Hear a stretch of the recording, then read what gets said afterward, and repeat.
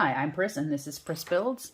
This is a little series I'm calling Tangent Tuesdays. I don't know if this is something I'm gonna do every Tuesday on my channel, but we'll see.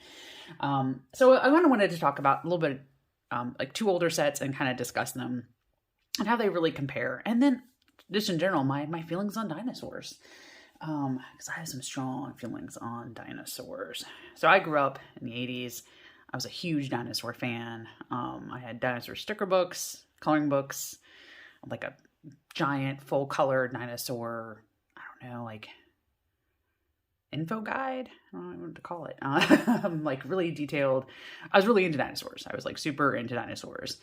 I gave the little boys I went to school with like a run for their money when it came to some dinosaur love. So, and one of the things about me and Lego, when I first got into Lego, I was mostly buying like poly bags and things like minifigs. So I kind of started out kind of small and then just some loose bricks. And then the first sets I really bought were the dinosaur, it's actually called Creator 3-in-1 Mighty Dinosaurs, which are these guys. They're an awesome little 3-in-1. So it was the first one I had done like really like a set my instructions. Like I had pretty much just been building loose bricks and that type of thing. And these came out in 2017. So I bought them like right around the time they originally first launched. And you can still get them today. They're like $15 on lego.com, but you can get them for $12 at like Target, Walmart, Amazon. So, you can get them at a pretty affordable price. They are 3-in-1, which is nice. And they're 3-in-1 where they use a pretty good chunk of the bricks for each build. So I didn't feel like one guy was so much better than the others. And then they are dinosaurs, so you can have them doing things. They're pretty articulated. You can't have him be in like the true T-Rex, so like pose where he's supposed to be like raw chasing things. Like that, like Naruto running pose is what I call it. He kind of has to do like the kangaroo thing to kind of be stabilized. He's hard to pose in that way. I like the little Triceratops.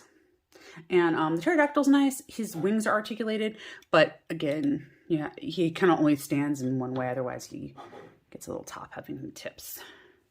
Another cool thing about these original guys is that it was actually a 4-in-1. So you could go online and download a sauropod. I've decided he's a brontosaurus. Because they're back. So for those people who aren't that into dinosaurs, so Brontosaurus was a dinosaur, and then it wasn't a dinosaur, and now it's a dinosaur again. Yeah. So that made me really happy, because I was really bummed out around the discovery of the Argentinosaurs, which is another giant sauropod, because at that time, Brontosaurus wasn't a dinosaur, and I was like, couldn't we just reuse the Brontosaurus theme if we're going to have an epically giant dinosaur? Anyway, I had a lot of feelings about Argentinosaurs. Why did we call it that? Just because I found it in Argentina? We couldn't do better? Couldn't find a cooler name? Biggest sauropod I ever found? Couldn't find a better name. Just saying. But they were pretty cool. And it was one of the first locations where they actually found giant theropods and giant sauropods living at the same time, was in this fossil line in like Argentina or South America in general. I think the giant theropod they had out there was called a Gigantosaurus. It had some kind of funny name. And they thought they maybe even hunted in packs to hunt the giant sauropods. So I thought that was really cool and really terrifying at the same time. The one thing I will say is that, no, these are not necessarily historically accurate. I'm talking about the mighty guys. Our sauropod guy is not very big. So maybe he's a baby or younger, depending on the breed. I mean, there's lots of different types of sauropods, the different sizes. These guys would have definitely lived at the same time together, fighting it out. But they do kind of have that, that stereotypical dinosaur, green, reptile type thing. And nowadays we kind of know that that's probably not the case of what dinosaurs look like. Especially theropods like T-Rex. He probably had feathers. So we're talking like giant chocobo, big bird. Yeah. Kind of makes him less fearsome, less scary when you think of him as a giant big bird. But I guess Big Bird was, he's vegetarian. He eats birdseed only, I think. I don't know. Do some research on my old Big Bird. I guess Big Bird could probably be like a terror bird. They would have been giant birds living around the Ice Age. And Snuffleupagus looks like a mammoth, so I feel those two kind of go together. And a prehistory on Sesame Street, anybody? Maybe that's what they were shooting for. And the monsters are all like the missing links. I don't know. But I do love this original set. I think it is super great. A, I love dinosaurs. B, I love Lego. And they came together to make a thing. I do think it's fun that it's a 3-in-1 / 4-in-1 with like the hidden one you can go get online. I thought that was really cool. I have gifted this set to the kids I know, and I think I've even donated some to Toys for Tots because I thought this was a fun set that lots of people could enjoy.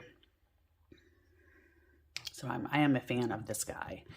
He ends up being 9 cents a brick if you pay $15 on Lego, but like only 7 cents a brick if you buy him in like Target or Walmart, just kind of as an FYI. He's got like 174 pieces for the 3-in-1 Mighties, which isn't too bad at all. And again, I like the fact that it's articulated. It's got a lot of fun things. You could pose them, have them in like different fight scenes. I think it offers up a lot of different play and fun.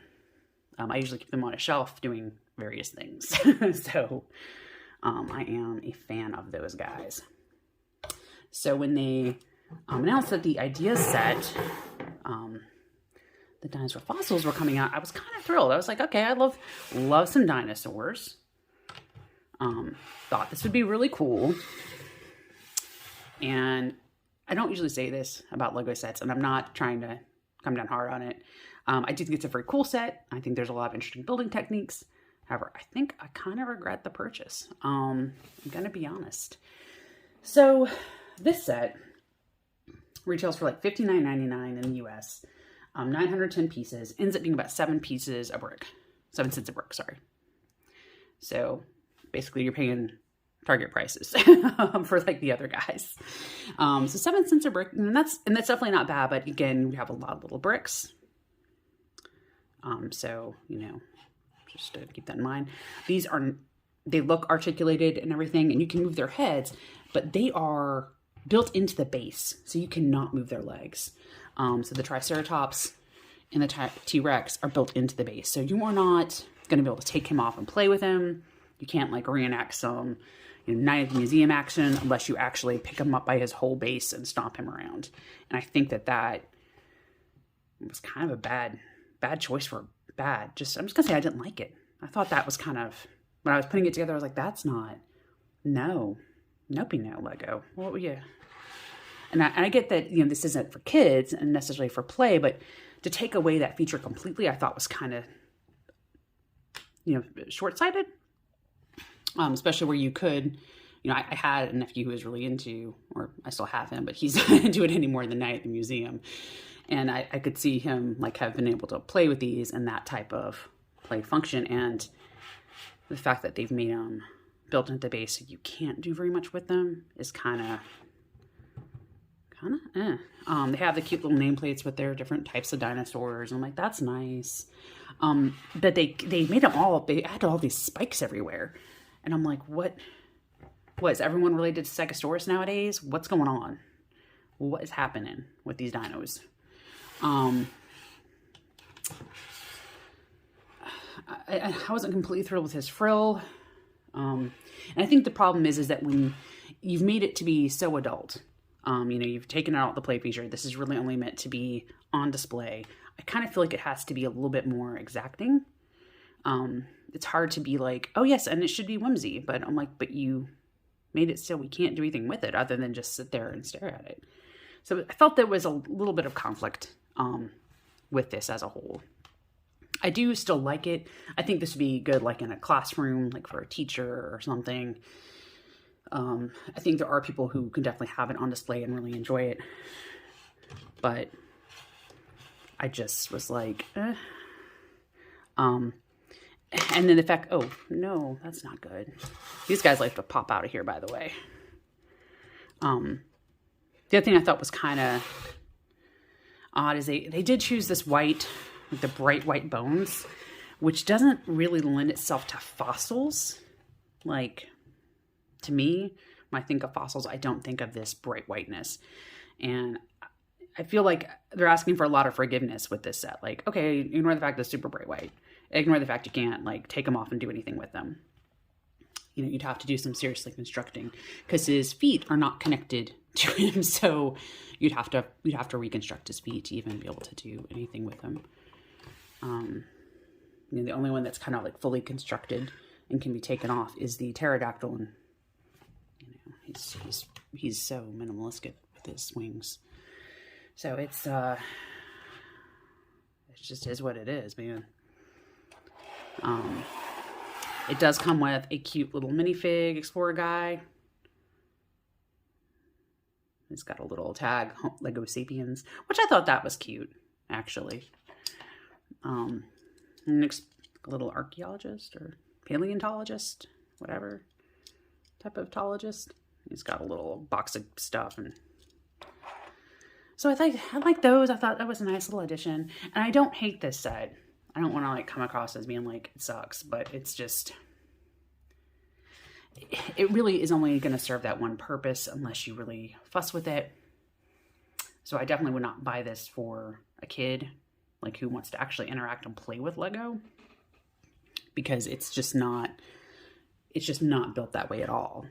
And I do think that people might not know that when they look at the packaging. I mean, they always have the ages, but not everyone really pays attention, especially if you're looking at it. You know, again, I had that nephew who was into the Night Museum. So I could see myself maybe going, oh, you know, taking a risk with something like this. I'm like, oh, I could help him build it, but not knowing that you couldn't interact with it afterwards. I think I would have been very frustrated when I got to that stage. So I do think that this is a set for, you know, a very type of mind, you know, one type of mindset. Again, I don't understand like all these like random spikes. I felt that they threw out every thing.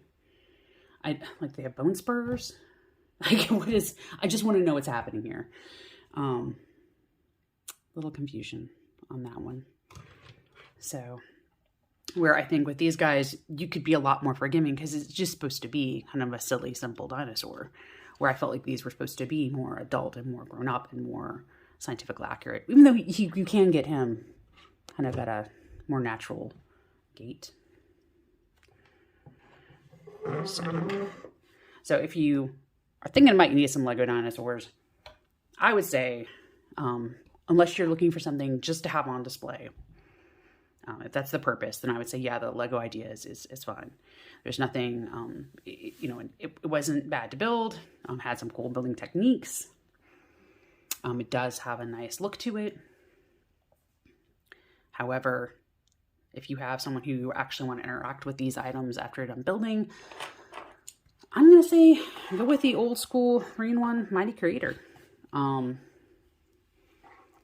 know, and if you buy 2 packs of it, you know, like for $25-30, you know, you can build 2 dinosaurs, and that way you can have 2 dinos and be able to interact with them and rebuild them into different ones. So I definitely think that that's something to kind of keep in mind. You know, you can buy all 4 of these for the same price as the Lego fossils.